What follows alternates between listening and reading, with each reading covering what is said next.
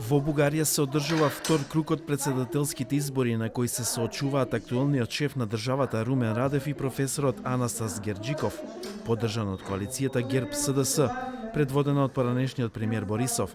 Во првиот круг, Радев беше во убедливо водство пред Герџиков. Радев, кој се бори за втор мандат, го повика народот на целосна мобилизација. Нашата одговорност. Одговорноста кон Бугарија е одговорност кон нашите собствени животи.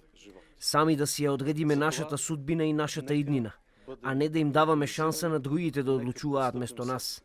Денеска е ден на избори и сите политички коментари се непримерни. Важно е да се гласа, бидејќи така ќе се врати довербата во институциите и ќе се запре поделеноста и напнатоста во општеството, рече против кандидатот Герџиков откако гласаше. Гласав за единство на нацијата и за надминување на сите кризи кои во последно време се намножија во внатрешната, економската и надворешната политика во Бугарија. Ако се справиме заеднички со политичката, здравствената и економската криза, бугарите повторно ќе бидат насмеани и среќни. Поранешниот бугарски премиер и лидер на ГЕРБ Бојко Борисов го обвини Радев дека само за една недела успел да ја скара Бугарија со нејзините соседи. Од најомилената земја на Балканот, според Борисов, Бугарија сега е скарана со сите соседи и се мрази со Северна Македонија и со Албанија.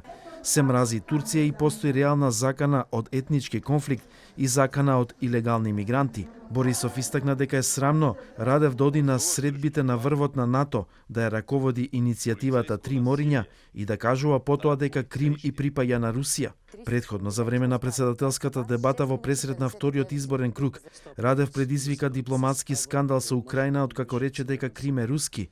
Украинското министерство за надворешни работи веднаш побара од Радев да ги повлече своите коментари.